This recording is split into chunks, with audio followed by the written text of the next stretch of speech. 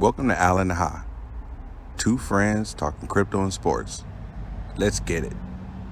Real quick before we get started, we're just two guys, man, two regular ass guys talking about shit.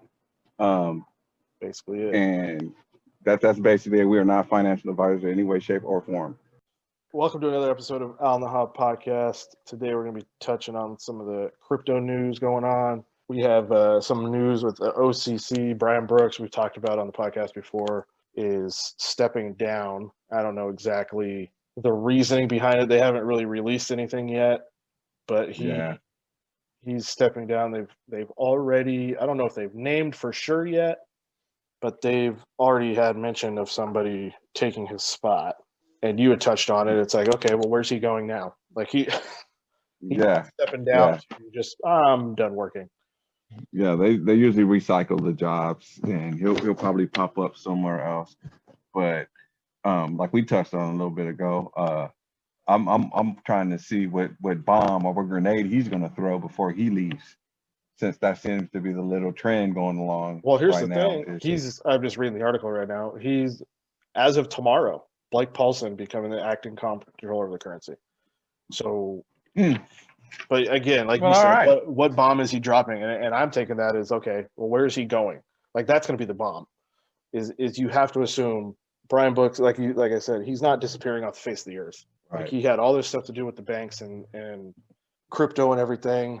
And for him, just seems like they're fast tracking him. He's stepping down, so yeah, he's fast tracking somewhere. So that'll be interesting to see what happens. Because I thought they just extended him through 2024, and I understand Trump supposedly is leaving in the, everything all with that, but he just made, he was supposed to be the acting comptroller through 2024. Now he's stepping down. Yeah, so that's the thing. They didn't, and they haven't really. That's why I was saying they haven't really said anything. He just basically, his statement was like, it's been a great honor. Extraordinary federal agencies filled with the most dedicated, professional, and gifted staff, blah, blah, blah. Extremely proud of what we accomplished together in extraordinary times. So he hasn't really said anything other than thanks, basically, and all that. So, yeah, that'll be interesting to see what happens there. He's helped the cause. Yeah, he's definitely has. Godspeed. He's definitely put it into the front there with the banks and everything. I saw there was Kraken got approved. I did see that. Avalanche, I think. Avalanche got approved. So, what we mean by approved is they had applied to become a bank charter, basically the application was essentially accepted initially, and they've been approved now. Avalanche as well. So there's a ton of news going on. So that'll be interesting as well, because that falls into that OCC, guidelines too, to see who takes that spot. Then Christine Lagarde comes out and says that she wants regulation on Bitcoin. People like, okay, guys, listen. Again, we are not financial advisors in any way, shape, or form. But please understand that Bitcoin may continue to run and all that kind of stuff, but it's currently sitting at, I think, 37,000 or somewhere around there at the time of this recording. But what you guys got to understand is the hammer is about to come down. Mm-hmm. Like, you got the head of the European Union, 17 nations over there in Europe, basically saying that we need regulation on Bitcoin. There's a $1.4 trillion lawsuit against Tether, who basically one of the main funders of Bitcoin, and it's a lawsuit filed by the federal government. Right. Like, this is going to ripple, and it's probably, and that lawsuit is probably going to affect all the crypto. So if you guys are thinking about buying the dip, potentially be ready. Hopefully you got your $600 check. Yeah, but as far as Bitcoin is concerned, with how potentially Tether is, using the Tether they can print at will to raise the price of Bitcoin. So they're pumping in USDT, US dollar Tether, to pump the price, and then extracting US dollars when they sell. Right. So that's not necessarily it's kind of shady. Legal. Yeah. Like, I'm essentially, I'm going to print this to buy this, and then I'm going to get cash out of it. Like, Yeah. It'd be like me and you sitting then- at home and having the ability to literally just print whatever, like be able to print off of our computer something that we need and turn it in Yeah. and get cash on it. Like that's essentially what's going on there. And then with that, and just understand, it's not like, you know, me and Al trying to sue them. This is the federal government suing them. Mm-hmm. So if they don't come correct, there's going to be repercussions. So that should be very interesting unfolding over here the next week. Right. So you have, I mean, Christine Lagarde, we've touched on before. Like you said, she's in charge of the banks in the European Union, which essentially, I mean, you think about it, outside of the U.S. and like Japan and everything, is their European Union is the biggest financial, you know, Yeah. section Everybody of the else. world. Yeah, it's you got multiple countries in there. You also had today, so Binance US delisted XRP today, which I think I texted you earlier. I always check the prices. I don't really have anything on Binance because I move it off of it into the like BitTrue and Nexo and all that stuff. But I always check it for the price just because I like their app and the format and everything and their interface. And I'm like, I pulled it up today and I'm like looking, I'm like, where'd XRP go? And I was like, oh, today's the 13th. So it's kind of, that's really the first time I don't really go on Coinbase. And obviously they're doing it the 19th. So that's the first time that I've really seen anything where it's like, it's not on there anymore. The delistings have started. Yeah. And so that's what we talked about with, well, why are they delisting? Like it's, you have all these countries. Japan came out today and said it's not a security. Yeah. And they're, like you've touched on Yoshitaka Katao or whatever his name is. Yeah. Financial advisor for the Japanese prime minister, huge into crypto, was with Ripple. Yeah. That's like on the board of Ripple, in charge of SBI consortium.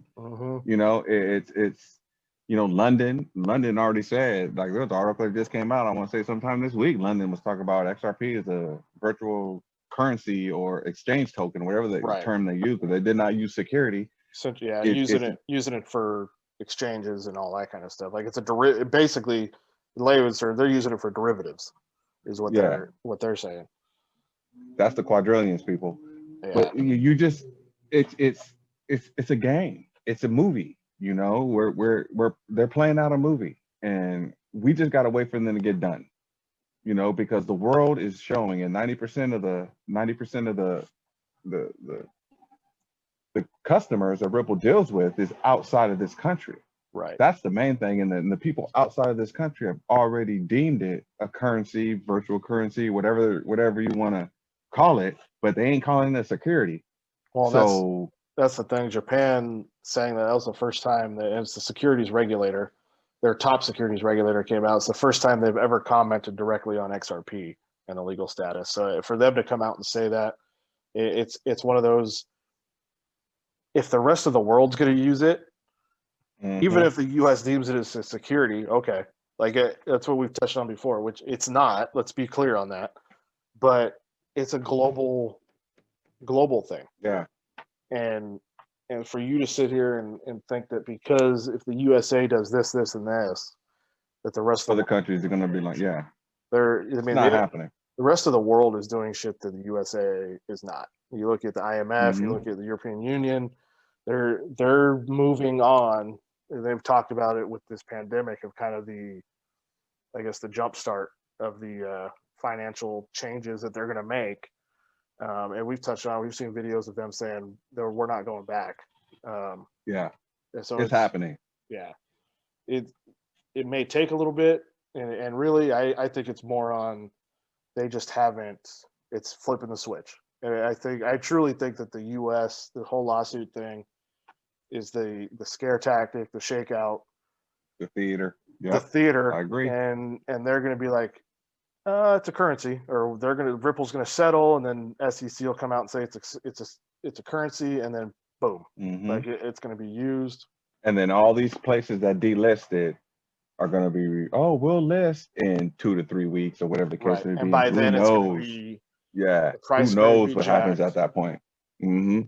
Right. So that'll be interesting to see too. So the SEC, Know what you own, people. yeah, Do definitely your what you know, do research. your research. So we've talked on, about the SEC, Jay Clayton, Toas. They currently, it looks like his name's Gary Gensler, I think is how you pronounce his last name. Biden is Yeah. expected to name him SEC chairman. It's kind of going through the crypto space. I can't remember where he was, but I believe he was like a professor at some universities. Yeah.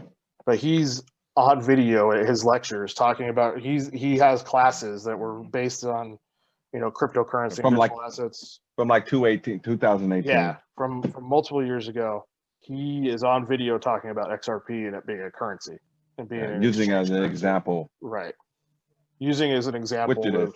if I need to move my US dollar to Mexican peso, for my example, and talking about XRP as being a currency and all that. So it's definitely a good sign. We kind of touched on that, and people in the crypto space for the little rabbit holes you can go down have talked about since Biden won, potentially be a little bit more friendlier and could move this faster than it would have been under Trump. But who knows? At this point, it doesn't really matter who's in office. The happening. world. This is global, and it's happening. So and we're at the point now where, you got to think the Flare network that's starting in the Q1, Q2. So that's Right. March going into April, and Brian Brooks did say roughly 5.5 weeks ago that we will have regulatory clarity in 6 to 8 weeks. So funny enough, he's stepping down at the end of the week. That starts that window. That's that 6-week window. So yeah, it's one of those you look at it too. It's like we talked about all the connections of the dots, but going back to the like the IMF and all them saying that this isn't going. We're not going back. We're not going back to. We've done all this research. We're moving in these directions because the pandemic almost. I wouldn't necessarily force them to, but it made them move faster. Yeah. It was always coming. It just made them move faster. It was kind of an opportunity for them to move faster with everybody being shut down and everything. It's like, how do you get, money into people's hands and all that kind of stuff? But there's just so much that's going into it that you just can't, like you touched on, 6 weeks. Like I think before Q1, Q2, you're going to see a pop. Like whether that's, the Flare network, when their date is, but I think you're going to see the clarity. Obviously the 6 to 8 weeks is coming up. I think it'll happen. That could be way off. You have people to give it dates. I think it'll happen before the end of January.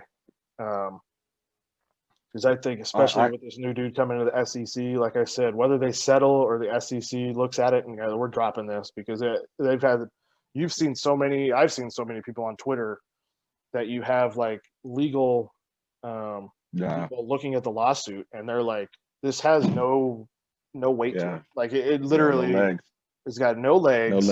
If they take this to court, they're like, there's nothing to do. Yeah. So it looks. It's almost like it was written to bring along regulation, to bring along clarity. That's why it was the dog and pony show. And it goes back to what is XRP used for?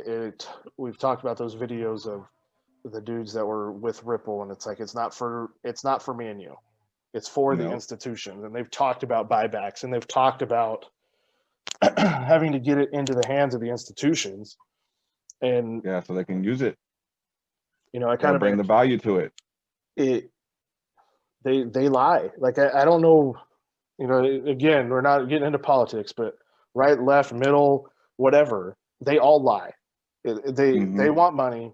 They're going to lie to me and you because we don't have any money, and they want more. So what?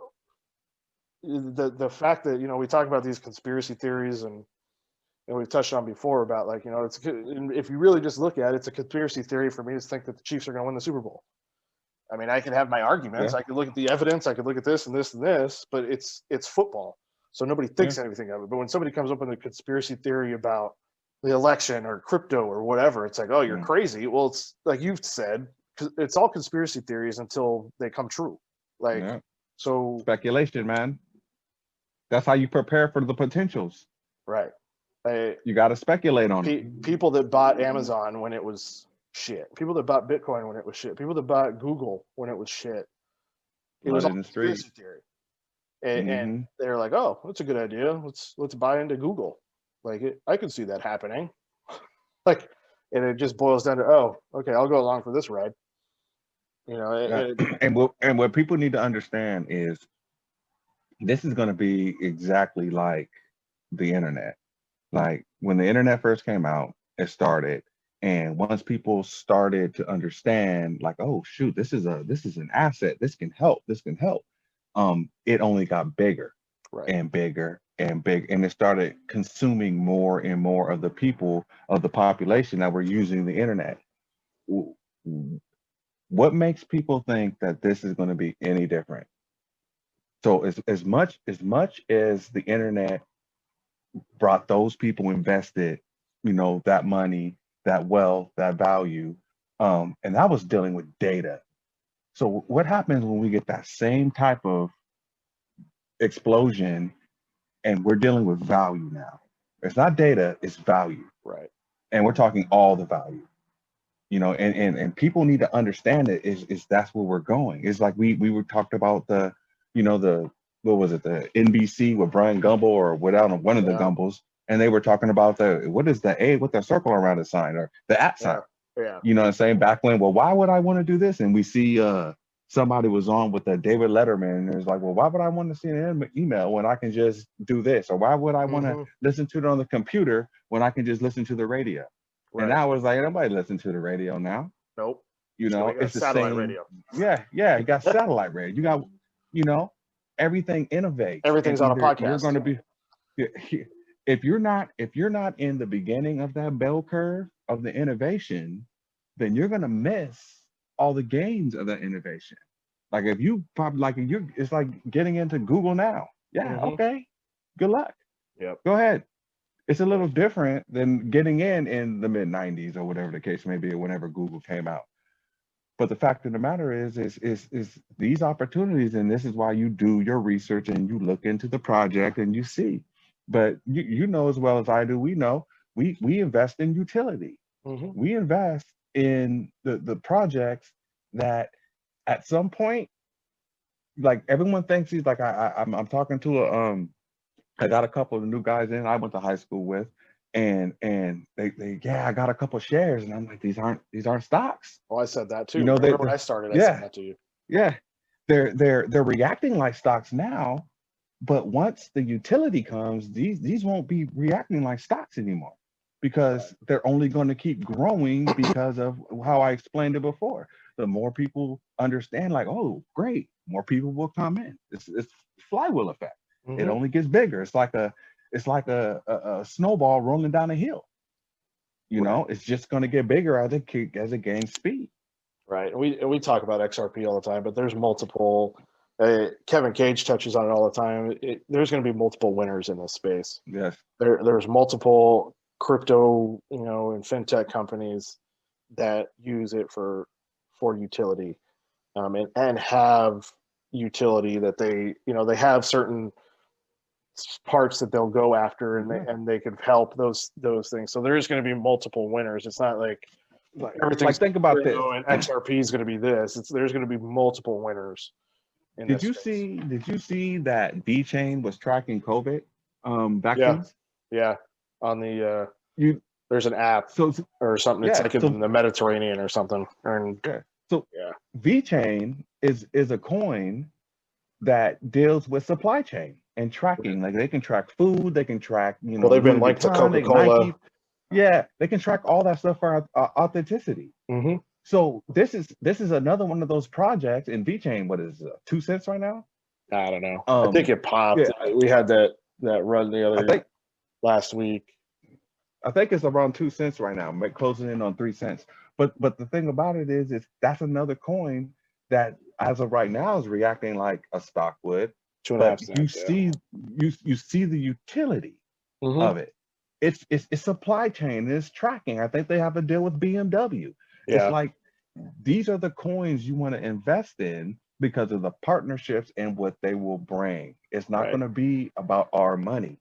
It's going to be about their money.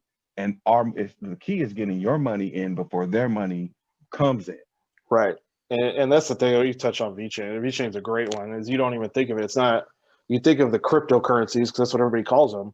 And essentially, VeChain is using its token in the blockchain, like you said, to authenticity and track it. But they've been linked to Coca-Cola. They've been linked to BMW. Like they're food, wine, yeah. cheese. So that's another one that it's like you said, 2.5 cents right now. It's hard not to get in on that. So at 2.5 cents, you can get a shit ton. Yeah, here's the horror story on that one. I actually bought that bad boy at 0.3 of a penny, but I sold it at 0.8 of a penny because I pretty much 2.5 my money. Sold it at 0.8 of a penny, and it promptly went up to 2. Is that 2.5 cents now? Yeah. Now I took my profits and yeah, but damn. Yeah. Well, you know what I'm saying? But that's what I'm saying. There's so many, different coins in this space that we talk about. Different coins that are going to touch the real estate market. I've already seen stuff talking about tokenization of the real estate market, where no more of this 30-day escrow. It's going to be. It'll be under a week. Yeah, couple days. Under a week, couple days, where the money, and again, it's because of the liquidity. You can't. To go through all the paperwork, essentially the week or the couple days is going to be doing all the paperwork. Is going to be the inspections and all that kind of stuff. But the reason why you got to think, why do people fall out of escrow? It's because the loan didn't fund, and it's not necessarily because I'm buying a house and the loan people decided he's his credit's bad or doesn't have the money or whatever. It's that we talk about the it could be because of that, but there's also we talk about XRP being, or not XRP, but SWIFT and the cross-border payments, but 6% error rate. They're getting those loans, and that size of loans, there's error rates. And a lot of times with loans, you hear that the loan didn't fund. A lot of it's an error. Like it's on the bank aspect of it. It's not necessarily on just me and you. Yeah, they got a place called it's not a place, it's a company called Propi, I believe, Propi or Y, but that's what they do with the real estate. They got a website, it's up and running. They ran something because I think they actually used XRP or something. They did a $30 million deal or something like that, real estate deal for like 50 cents. Yeah. Transferred the money, the whole nine. But Propi is one of those real estate places. Like I told us a couple of my real estate people to look into it. Like, this is where we're going. You know what I'm saying? Like anybody who that's one of those intermediaries in this process of real estate, you might want to look into this stuff and see if what you're doing can be automated. Right. Because if they're cutting down escrows from 30 to 60 days to under a week, then they're cutting some people out. Right. So and it's going to be tokenized. And we've touched on, I don't know if we've touched on it, but as far as like blockchain voting systems, yep. I know one's already out. They're already out. There's already we were kind of interested because I think like the US, was it the USPS or something, came out with a patent for the blockchain voting system, but it was like a month and a half before the election or something. Right. I remember that. Out. Talk about that. And I got an app on my phone, man. There's an app on my phone right now. I mean, I can't look at it right now, but there's an app on my phone. It's a voting app. It's a blockchain voting app. Right. It's already out.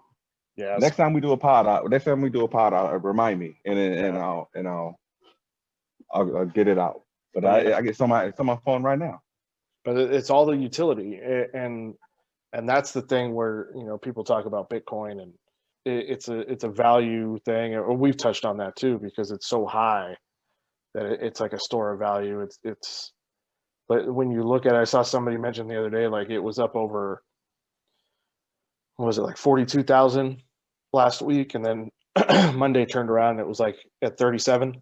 So you have that swing of the $5,000, and that's really the issue with Bitcoin, of being that store of value. You have these institutions buying into it, but you have a bad weekend, and you lose 5,000 a Bitcoin.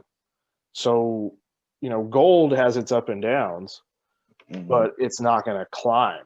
And so that's where, again, though, there's not a ton of people in Bitcoin. We can say what we want about institutions, driving that price to 42,000, but what happens? They're predicting 140,000. So how many more people are getting into it at that? You know what I'm saying? Like it's this is what you got to think about. The market cap for Bitcoin is like 600 billion with a B, 600 billion. The gold market cap is like 8 trillion. Right. You know what I'm saying? Like, right. And that's why it doesn't fluctuate. Still in this, this is still in its infancy. Well, like we just crossed a trillion, and we might have dropped back under here recently. Yeah, we did. But it's one of those. But that's what I'm touching on. Is there's, with it going to 42 and having those fluctuations, there's not a lot of people in it. So as much as people talk about store value, currently, you, like I said, you lose 5,000 a token over the weekend. But like you touched on it, compared to gold, the reason why gold doesn't fluctuate as much is because there's so much money in it. So in order for it to drop 10%, a shit ton of people have to sell out of it. And I mean, you got, like you said, 600 billion to 8 trillion. Like that's a whole bunch of money. It's a little bit of a difference. Yeah, it's a couple zeros. And then when you look at the whole crypto cap is I think it's just under a trillion now. It hasn't climbed back over. Yeah, no, it's nothing. But it's nothing compared to what it will be. And we've touched on that. I think it's only a matter of time, but it's when you wrap your head around the amount of money that's just floating around out there, and you're talking, 300 trillion in global debt, the quadrillion in the derivatives, the multi-trillion in the FX market, all these trillions and trillions of dollars, are going to be tokenized. Like that, no one can really argue where it's going to end up, what coins are going to be the winners. Okay, that can be speculated on, argued about, whatever. But the fact that everything is going to be tokenized, we're seeing that. That's going to be a done deal. That's happening. So and they're not going to do half the money or some of the value. They're going to do all of it. So something is going to push that value, and all these tokens that have utility are finite. They burn. There's a slight burn rate every time you do a transaction. Right. So they can't inflate it. So you got to think about these things, man. Well, and it goes back to, we talked about that, like XRP, there's a little, whatever, I forgot what the burn rate is, but so you have to look at it, you have to price them accordingly. You can't, the fact that it's at 30 cents now, if it's going to be used for cross-border payments at $5 trillion a day, it doesn't work. And that's just cross-border payments. It doesn't work at 30 cents. It has to be higher, because how many do you have to at 30 cents? I mean, shit, to get $1, you got to send over 3. So to get to the $5 trillion market, like there's not enough XRP. David Schwartz had an example where he said XRP can be a $1, and it will take 1 million XRP to conduct $1 million transaction, or an XRP can be $1 million, and it will take 1 XRP to do a $1 million transaction. It's the choice. What do they want to do? How much do they want to put in the carrying case, in order to transfer the value? And if we're talking multi-trillions, it can't be 30 cents. Well, it can't be $100. And we've talked about that. There's the circulating supply and that's where they're getting, look what they're doing. All these people are selling out, so they're getting more of it back. And you see people talking, which I don't think it's going to happen, but you see people talking about they're going to burn the escrow. And I don't see that happening at all. But it goes back to, it has to be worth it. And why would, David Schwartz, who essentially is one of the people who created XRP, saying things like that? And to me, you could say what you want, be a conspiracy theorist, and do whatever you want, but why would somebody like that, why would he like a set price? To me, he's talking about a set price. It's not talking about oh, XRP, say at one point it's $10,000, and then over the weekend it drops to $6,000. Like when he says things like that, XRP and for its utility, it can't work that way. Yeah. It can't work and be that volatile to do that. So it's either going to be one of two things. It's either going to be like a stable coin, which has been talked about. Global stablecoin. Global stablecoin, where it's at a set price at whatever it's going to be set at, or there's got to be enough financial money into it and institutional money into it, like you talk about gold, where it doesn't fluctuate. It's pretty stable. I mean, you see gold go up and down here and there, a couple, $100 here, 20. I mean, $10, but it's like $100 over 2 weeks. It's not like it's $100 in an hour. But the thing is with the transaction that lasts 3 seconds, that's stable. Right. You know what I'm saying? That's fine. Right. Even the way that the market is now, a transaction that lasts 3 seconds, it's stable. It doesn't move that much in 3 seconds. Right. But But you see things like that. We brought up that last crypto podcast with the USDC being a penny, and then it being, making XRP essentially $10,000. When you look at that, it almost it gives you that sense of like, okay, you mean the drop worth a penny, right? Yeah. But the USDC, right? The USDC being essentially. Right, the drop being the equivalent to being a dollar in the way, and XRP, but it kind of puts you in that sense of like, okay, well, what is XRP really? Because and not saying it's not a currency or whatever, but if it's being used in a sense to move USDC, and we've talked about it, it's a bridge asset, right? So it's that one that'll move USDC into the digital yuan or whatever. But see, this kind of goes into, this is why I like reading a little bit of geopolitics, because this goes into when you hear, I hear about, the reset and all things are going to happen, but then you hear about how all the world's money are going to be on par with each other. Right. You know what I'm saying? How, a level playing field. So a dollar here is going to be like the sand dollar. The Bahamas already got it out, but that sand dollar is based off of our dollar. Right. So their sand dollar is 1-to-1 with our dollar. It's $1. But you can't spend a sand dollar here. Right. So if a sand person from Bahamas wanted to come was an American spending money, then their sand dollar will be used by, say, XRP, XLM, to transfer that value from that sand dollar into a regular dollar or to a US dollar. But they will all be on par with each other around the world. Right, and we've read stuff on that where that's part of the whole level playing field, and the global reset is essentially making, the digital yuan and the sand dollar and whatever the European Union's going to end up using, the digital pound, which has already been talked about in the UK, it all being on par and level, and that's what this is all about, is being on a level playing field. With and you can say what you want to about Trump and stuff, but he's talked about that how many times, like level playing field. Level playing field. And gotta pay attention to words, guys. Pay attention to the words coming out of their mouth. And so they mean a lot of things.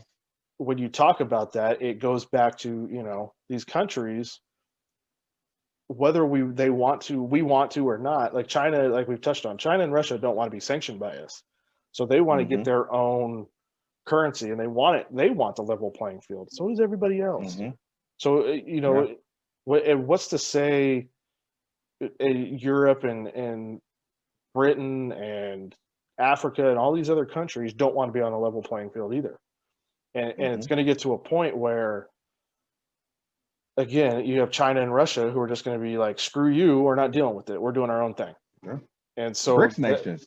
The BRICS nations, but you have to the point that's like, what's the U.S. going to do? It's either you jump on board with it, or you're going to be left out in the dust. So, or you go to war, or you go to war. Which, I mean, like that's not an option, hopefully.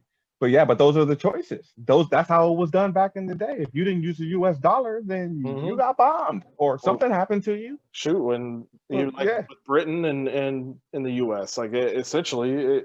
that's what happened. You don't want to pay taxes. We're gonna go to war. So, but it goes back to that level playing field, and then it goes back to XRP, what we talked about, or XLM. Even we touched on this episode on the retail side of it being kind of that bridge currency, and it goes back to like it's same thing. If I go to Australia, and I'm not gonna want to go into the airport for that exchange rate, and now okay, here's $1,000 US dollar. Give me I don't even know what the Australian dollar is called. I think it's Australian. I think it's Australian dollar.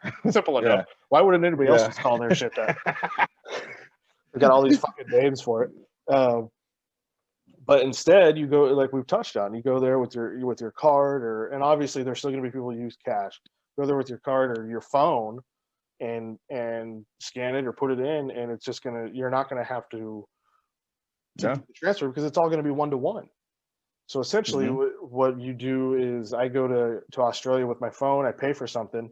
Behind the scenes, XRP or XLM transfers it over, and now that Australian donut shop, let's go, because I probably would buy donuts because I'm fat and I like food, but they go, the donut merchant doesn't want US dollars, he wants Australian dollars. So it's an immediate fix, and it's no longer now it's a burden on me. Even if I went there, you have people over the country that take US dollars because that's what everybody uses, but they have to exchange it to use it in their own country because it's not the country's dollar. But then to piggyback off that same donut merchant can be like, you know what? I don't think I want Australian dollars. I think I'll take it in gold or silver or whatever the case is. They can take it. They can have that value come. Yeah, or Bitcoin. They can have that value come in any way they want because everything is going to be tokenized and placed on a ledger. Right. So once people start wrapping their head around the price is a distraction. The price is a distraction. The price is a distraction. The price is a distraction. What is it going to do? Once you wrap your head around what these coins with utility are going to do, you'll see. Yeah. You'll see what's coming. And it's going to happen. And you have to think of too that same merchant. So imagine if, say we go there, we give him dollars. His exchange rate on that is astronomical. You know what I'm saying? So like it goes back to the fees of XLM or XRP that it's so slim that it doesn't matter. That fee is so minute to send, and we're just talking about a freaking $1.50 donut or whatever. You know what I mean? Like let alone sending $1 million or whatever. But the fees are so it cuts out that middleman. That middleman that will be taking those fees. It completely gets rid of that person, and that's what people need to wrap their head around with with real estate or any type of banking, any type of industry where this type of innovation. The whole point of it is to remove the middleman. We talk about this. We're not going to have to go get a loan or anything from them. We're going to collateralize our own stuff and do it like that. We're going to be the ones giving out loans to people or whatever the case may be. But you have to understand, anything that potentially can be automated with this technology is happening now. Right. And it goes back to, and we've touched on this before, and you can get in, again, conspiracy theories, but it goes back to, you talk about the automated and cutting out the middleman. It goes back to universal basic income. And we've touched on this. It's not going to happen. You know how the middleman's going to get their money is from the government. And you have to do A, B, C, and D in order to get your government check, because it goes back to the $15 an hour thing. Like all of a sudden you start seeing these kiosks pop up in McDonald's and these fast food places because they're not wanting to pay their employees that much money when they could essentially cut down, and people have all this interface now, and you could go there and order and then wait there and they bring you your food. And I mean, I've seen the little ads on Facebook where they have the little automated burger flipper, the automated fly do. You know what I'm saying? Like everything And the thing is what's happening right now to the people who have their own businesses. Like during this time, they're all Yeah, like or closed. you're getting squeezed out. They're all getting squeezed out. I know business owners. They are getting squeezed out, No, they are. and It's and it's all kind of and leading and not towards, getting any help. yeah, and they're leading towards, that universal. What are we going to do with it? Well, here comes that universal basic income. Right. They're going to have to, And because they're putting the people in a position where they're not even allowing them to go make a living. well, and you ask, we've talked about this, but you could sit there and people. I was talking to my brother that lives out in California about this the other day. I mentioned it, and he's like, you just. But when you sit here and you're in what like are doing the research we're doing, you see things like Germany is doing it. Like Mhm. Germany is doing a pilot program for universal basic income. I think it was what 3 years Yeah, that they're doing a yeah, pilot yeah. program, and it's like they were given like 1,800 a month or something like that to Mm-hmm. the citizens, and it was like a group Yeah. but it was basically a trial that they're doing, and you could go look it up. You could find it on the internet, but it's So yeah, and you it's gotta look. You gotta look outside of this country. You gotta look legit outside of the news. Yeah, it's happening. legit trial of universal basic income, more so to see. I think more so to see like if that's enough money. One, two. I think to see if people will actually do it and to what extremes Mhm. will A, B, and you have to Mhm. do A, B, and C to get this money. Will they do it? And Yeah. sadly, a majority of the world will do it. And it goes back No, to yeah. I mean, I saw an article in the LA Times where I think a cat. Well, I don't know if it was LA Times, but I know a cat. One of these senators had put out potentially tying the stimulus checks to getting vaccinated. yeah, it I was. was like, I know there was a lot of reports on it. I don't remember who it started with, but it was like a ex-congressman from Connecticut, and he yeah. basically was like, in order to get your stimulus check, you have to get the vaccine, and in order to to force people to get the vaccine if they want the money. And the scary part is yeah, he's a former congressman, but you don't think he still knows people? Uh, Like no, that's the scary they part. It's they. like that. Where is that Well, coming from? That's not coming from just I'm him. I'm a firm believer in they have a laundry list of things that they stick on a wall, and they wait for the right issue to happen. Hmm. And once that issue happens, then hey, let's see if we can get some of this in. Because during times of crisis is when you can levy the hammer, Right. and because it's just that's just the time that we're in right now. Well, and it goes to So I the mean, part of that with the vaccine, and he talked about the blockchain, and I think it was in the Mediterranean somewhere like Greece or something like that. But it goes back to like identification being put on blockchain, and hmm essentially, that QR code that everybody scans on their phone, um, you know, essentially, how much info can you really put on me or you on a blockchain? And essentially, it would just be all of our records, everything. You know what I mean? Like all the hmm info about us put on this blockchain, and you go to an airport, and in order to get on the plane, you scan your thing, and they got to see A, B, C, and D in order for them to, in hmm order for you to get on the plane, or get your universal yeah, basic income. You know what I mean? It's as scary as it is, and it's it's as conspiracy as it sounds, it's it's happening, just putting you in a position. It's putting you in a position where you're not going to have much choice. right? That's Which the is kind of what I'm seeing is people are putting in a position where they're getting squeezed out of being able to make money. And like I'll tell you this right now. I saw LAUSD, is potentially talking about, vaccines potentially work. That's that's a concern for me. You know what I'm saying? If it comes to education like that, now right, regardless of where you sit, and this is just how I personally feel. right. I would have to seriously think about that. I would seriously have to weigh my options if that choice, or not a choice, if that actually came down to where we couldn't work in education unless we were vaccinated. That's something that I'm thinking about.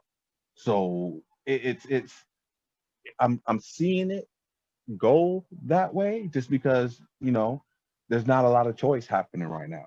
Right. And The narrative out there is it's only getting worse. It's only getting worse. right. And the thing So is you look at it, and I think New York, I think I saw something, they were making some comment about they're going to start vaccinating the teachers with the New York like teachers union. And you're right, though. It goes back to that effect of is this the start of that? Where in order to get this job, or in order to continue to work, in order to get this page, and it already, if you really think about it, like you look at like unemployment, right? Like you have to do A, B, and C and D to get your checks every week. So who's to say they just don't transfer that over to universal basic income, or they just don't transfer that over to your job? Essentially, it's one of those, and like I said, it's all conspiracy until it starts coming true, and then, but yeah, it's just you're starting to see things that it's like you said with the teachers union, and it's trying to get them back to work, and what's to say, you talked about these small businesses getting squeezed out, but we could go stand in line at Walmart, and there's no limit on how many people go into Walmart or Target or Home Depot. Yeah. But who's to say, once this starts happening and once it starts taking place, that the employees at Walmart have to get vaccinated? If you want a job at Walmart, you got to get vaccinated. If you want a job here, you got to get, you know what I mean? Like, Yeah. It's a No, I know slippery slope. there's steps. There's steps that can be taken, and it's scary. To me, it's scary. And like I said, it doesn't matter how you personally feel about, getting a vaccine, not getting the vaccine. I'm not trying to sway anybody one way or the other or anything like that. I'm saying for me personally, that I'm not necessarily comfortable with that. Well, and I hear you. And my thing is and I'll just kind of piggyback off of that.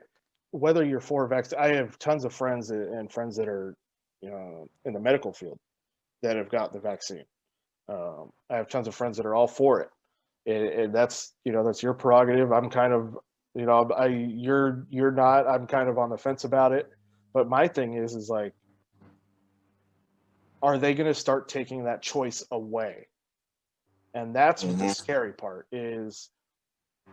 This country has been built on essentially like your freedom to make your choice that you want to make.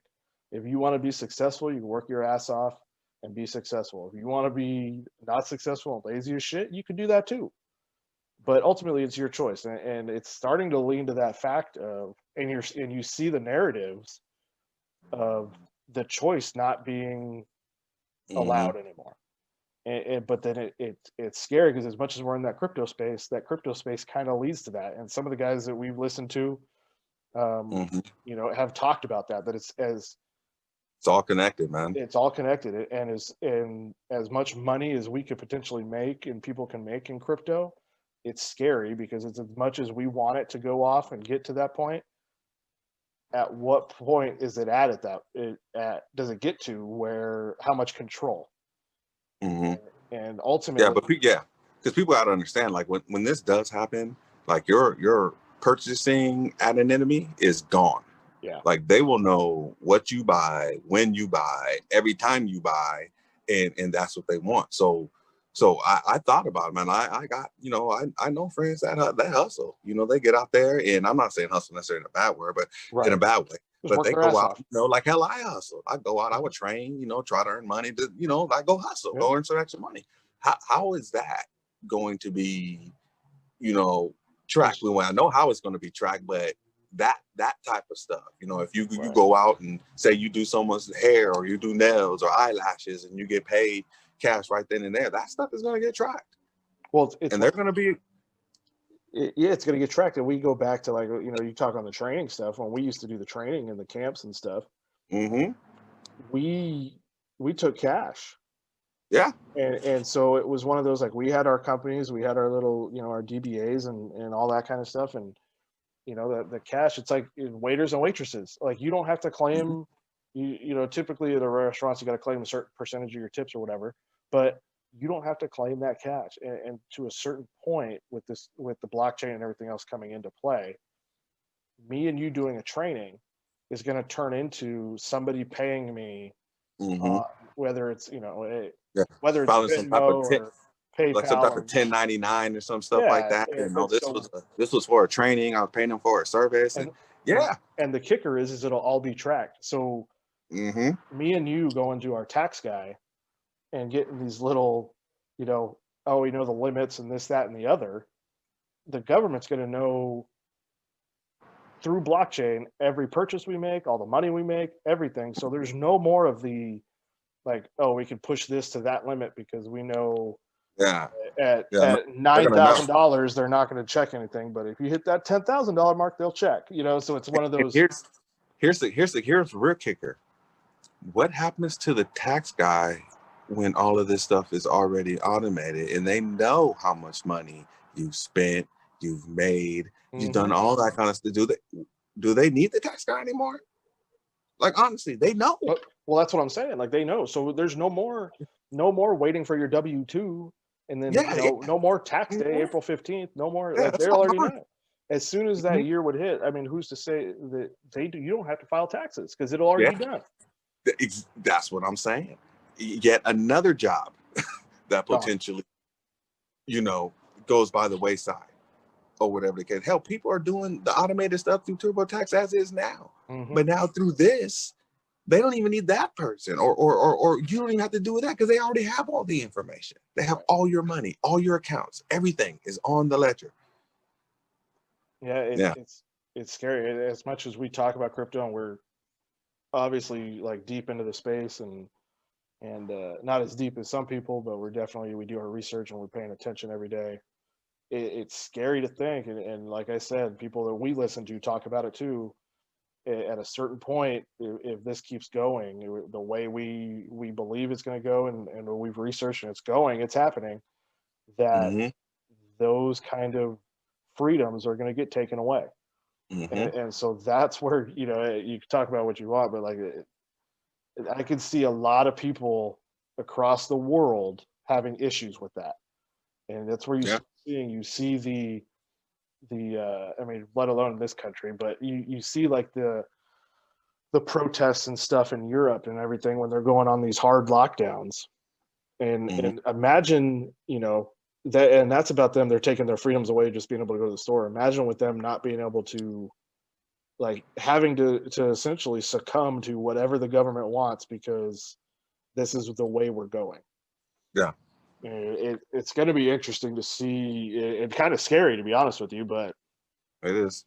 Hopefully we're in a spot, and people in the crypto space are in a spot that we kind of create our freedom when this all pops off, that we're at a point where we're not having to use the universal basic income or whatever ends up happening. Options. Yeah. We have options, and whether they're all great or not, but at least you have options. You're not stuck with, this honestly, and this goes to the conspiracy thinking or speculation, however you want to term it. But thinking about situations like this, or thinking about situations that we're talking about, just puts us in a position that if it does happen, right. You know what I'm saying, it's not going to be, we'll be shocked or trust, but it's not going to be that big of a shock. And then we can already start working on a plan of how we're going to navigate, as opposed to someone that never remotely thought about this, and then now it's on your doorstep. And then it's like, I can't believe they're doing this. It might not, and hopefully it doesn't happen, and everything goes back to normal, and we're all hunky-dory. We all know that this digital asset stuff is going to happen, but all the other stuff, maybe it doesn't happen. That's fine. That's great. Hey, but if it does, whether it's a 1% or 0.5% or 0.05%, you got to be prepared. And doing the research and all that kind of stuff, and it's kind of seeing where we're going. It's just kind of seeing where we're going. And what you kind of laid out, man, that's what's kind of happening. Your freedoms are getting taken away. They're not allowing the people to go out and earn a living. If you had your own business, you're getting shut down. But yet all the companies can still keep going. And when you're, obviously I'm in Nebraska, things are a little different here. But when you're in California, where you're at, and obviously a ton of my friends are there, and you're shutting down outdoor dining for these small businesses, and and you're seeing that really the major cause of the spread of the virus is like the home gatherings. And that's the funny part is, okay, so you're shutting down these businesses. We can't go here, here, here, and here. We're putting us at home, which is that's where the cause is, because you're not letting us do anything. Mhm. So what are we doing? I'm going to go over to, you know, my buddy's house or go to a family's house because I can't go anywhere else. I can't, me and you can't go to dinner and hang Yeah. out. Like so what do we do at home? You think I'm going to sit, if I went over to your house, like I'm not going to be wearing a mask. You know what I mean? So like, Mhm. that's where it just doesn't make sense. And they, you know, people talk about fault of science or whatever, but they're not. They're essentially just, and that's where people get pissed off. And the problem is you have one side and the other, where it's like there's just none of that in between, where people don't understand. But what people, I feel like the people that are not on the side of the small businesses are obviously the people that don't have the small businesses and aren't the entrepreneurs and don't have the issue. They probably have the job at Walmart or have the job like me that I can work from home. Well, I got Or the job they're- I can work from home too, but Right. I got friends that own businesses. So Right. I hear them. I hear how they speak, and I understand what they. Well, I don't understand because I don't have it, but I see. I can empathize what they're Right. going through, and it ain't cool. And that's the crazy part about the country right now is there's no empathy. Like there is no. Again, like you saying, like, talking about your friends. Like I obviously have friends in California. I have my niece here works retail. Like she, when the shutdowns came out here initially, like she was out of a job. You know, so it's as much as obviously she's still dependent on my brother and everything. She's still in college and doing her thing, but you go to people that are our age that work, like you said, have their own business, or they work in a restaurant, or they work at a retail store where, you know, maybe this retail store is not completely shut down, but they're laying people off because they're not doing the business. Yeah, 25% capacity or whatever the case may be. Right. It's and I don't know, but it goes to the control, and that's the scary part is they're literally trying to control you, and you know, you can say what you want, they're trying to save your life or whatever, but ultimately, like, and we're way off topic now, but yeah, I know. but I mean, wear your mask. But my funny thing is like people talk about wearing the mask, the numbers are going up. They're like, oh, wear your fucking mask. Like, do you go anywhere where you don't see people wearing a mask inside? Like honestly, No, when you go to the market, everybody's got a fucking mask. Yeah. So when people say and get so irritated, like the numbers are spreading, wear your mask. Like, where the fuck? Like everybody's wearing a fucking mask, dude. Listen, like, stop saying wear a mask. I personally do not like wearing masks, but when I go to a store, I put my mask on. Oh, so do I. When I'm at work, I put my mask on. I follow all the protocols and all that kind of stuff. As soon as I get outside, my mask is off. Mm-hmm. You know what I'm saying? When I'm at home, my mask is off. But you know what I'm saying? But the fact is, I'm following all those protocols. And yeah, you're right. Whenever I'm in the store, the mask is up. Right. You know what I'm saying? Whenever I'm out and about, people, you know, some people have their mask on outside. That's, you know, that's your prerogative. But if I'm ever indoors, everybody is masked up. So, like, what's the deal? Well, and here's the thing, like in California is a little bit different, but like out here, like obviously my family's from out here, so, but like the flu, and a lot of it's because of the weather, and the fluctuations in the weather and temperatures and all that. The flu usually like runs roughshod through like the Midwest and just other, you know, I obviously, California, it runs through there too, but when you see numbers of the flu, like, and they've come out and said it, like people like Fauci and you know, like other people with the CDC, that the flu numbers are down so dramatically because of masks. Okay, so why is COVID skyrocketing? Like, I get it, it's supposedly more contagious and all this other stuff, but then why is it skyrocketing? It goes back to a perfect example. One of my buddies, and you know, I'm not going to bring up their name, daughter got COVID, was hanging out with them. Her fiance doesn't have COVID. They don't have COVID. but she tested positive. It's one, and I get it. Not everybody's going to get it, but you would think somebody would have got it. And that's like people talk about my pops. My pops died in March. It was very sudden, and everybody was like, "Oh, was it COVID?" And I was like, one, they said no, it wasn't. But two, even if it was, obviously it was in the early stages of it. It wasn't one of those things like they were looking for it. Like I got COVID, went to the hospital, and Brittany couldn't even come into the hospital. She had to wait outside. So it's one of those, like, I was in the room with him. He was seeing people. We were it was right when we came back. You saw him. You were like, we were at OG's with how many people? Yeah. And nobody got COVID. So even if it, like, the slim chance that it could have been, but it goes back to that, like the person I'm talking about, like, she had no clue. And so and all the people that she was around, she was out with people, like they were camping and doing stuff all weekend. Nobody got it. Everybody got tested. Nobody got it, but she got it. So it goes back to that kind of, are these tests really, and you see all these false positives when you have NFL teams doing false positives. Yeah. Like what? Time.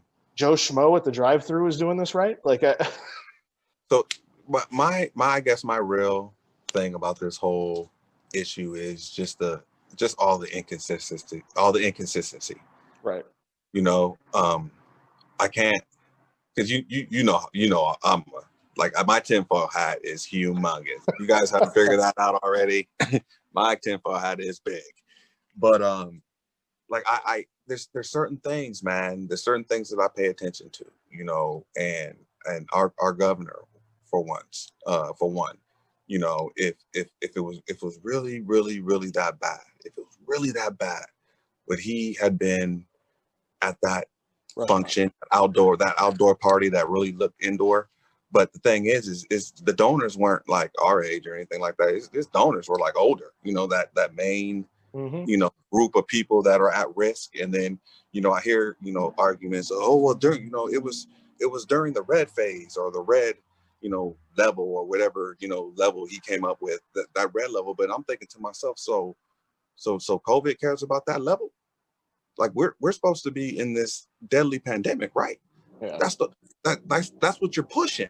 And like, this wasn't like in the beginning, like March or something. Like this was like September or something, October. Yeah. This is when we were in the thick of it. Like when people were thinking about doing their holiday traveling and all that kind of stuff. So when I see things like that, I got my sombrero on. It makes it hard for me. It really makes it hard for me to see all the legitimacy. And then and I look at the flu numbers, and yeah, the flu numbers are down. Yeah, great, outstanding. You know what I'm saying? That's a good thing.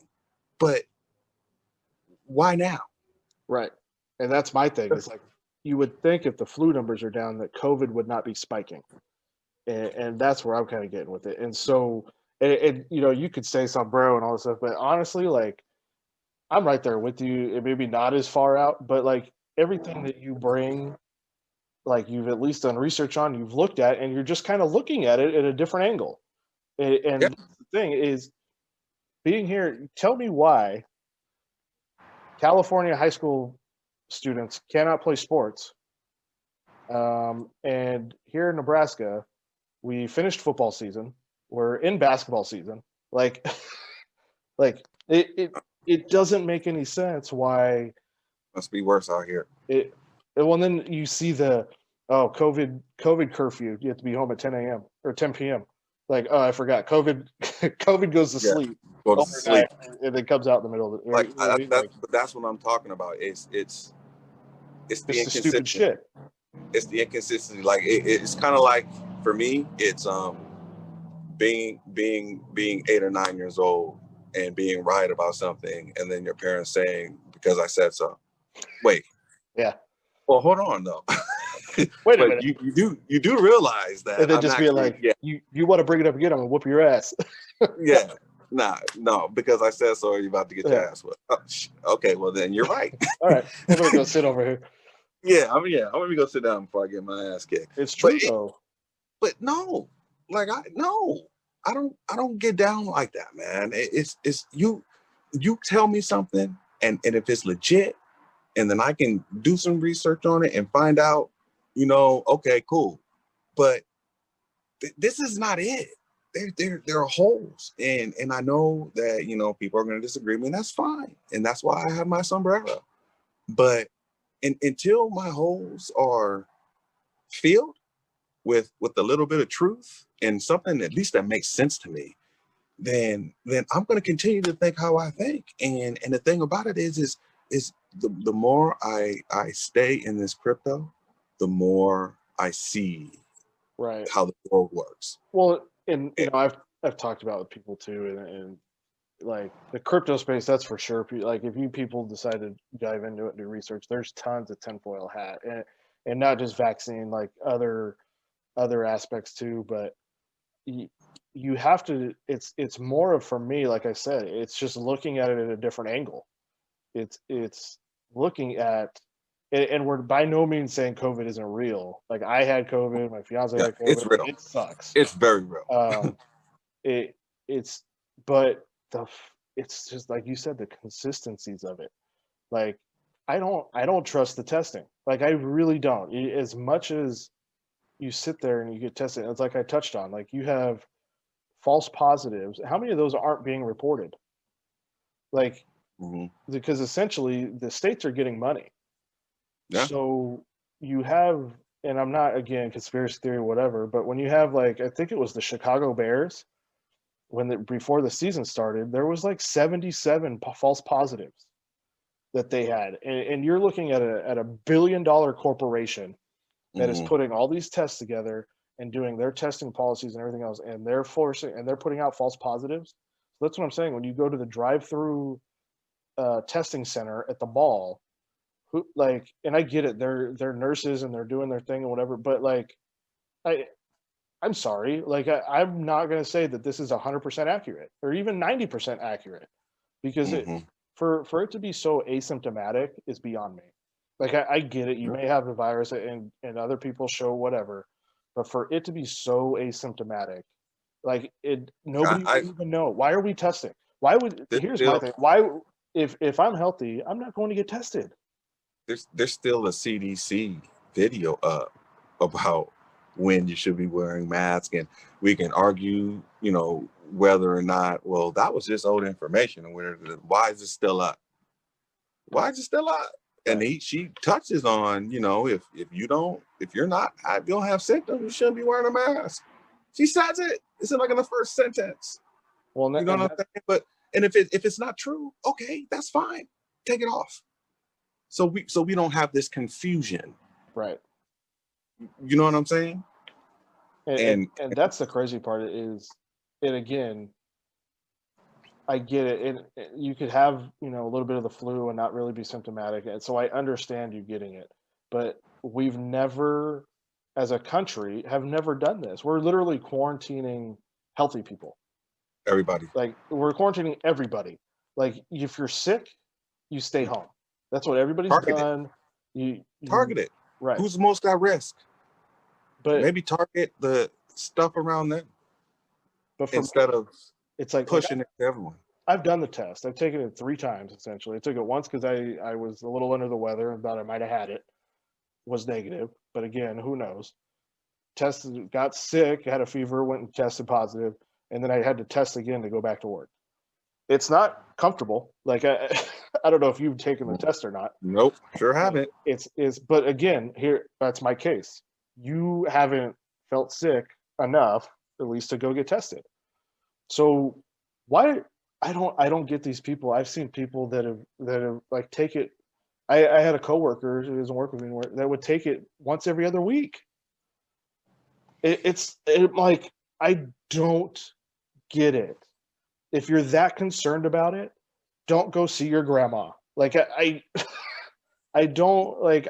I just am confused. Like the only reason why I went to get tested is because I was sick.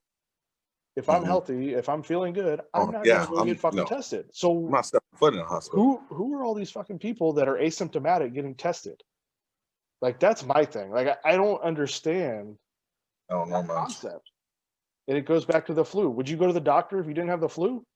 Like It's the same concept, but because there's mass hysteria around it, people go do it. Yeah. And we talk about controlling. It would take a lot for me to go to the hospital. Oh, I know. When I had We sepsis, I was forced to go. I wasn't going to talk damn about it near when you brought it up, but I was going to be like, I know, we don't need to talk about it. It happened Dude, a I was couple years almost ago. dead, homie. My wife was like, "I'm calling 911." So, Well, yeah, shit, trust me, I've seen that that's my pops ended up. That's what got him with sepsis. So I seen it firsthand. Like it happens quick.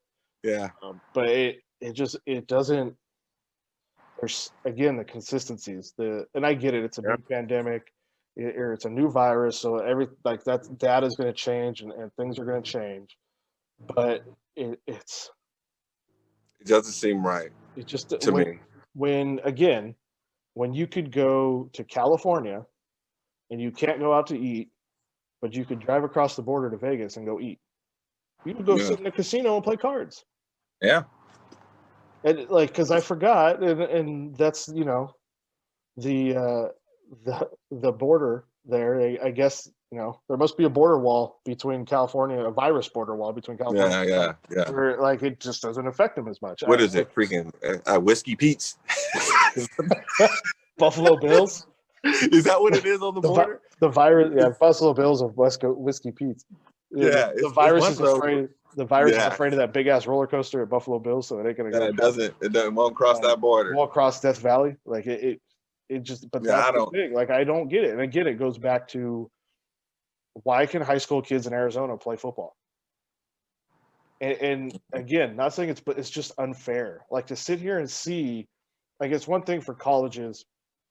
The NCAA we talked about, like kids can come back, like they didn't lose any eligibility as far as playing sports and doing any of that stuff, but high school seniors done.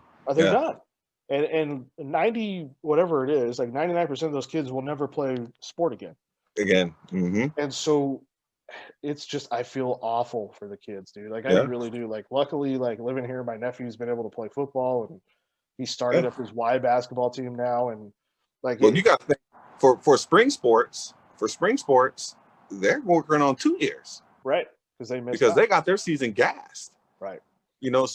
So yeah, it's horrible what's happening. And you're seeing like the mass exodus out of California and New York. And I'm not. You could talk political or whatever, but what it is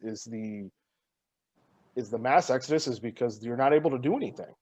Well, I tell you this: if they mess around and I see the remnants of, well, I'm not going to be able to work unless I get vaccine, then I will be one of them.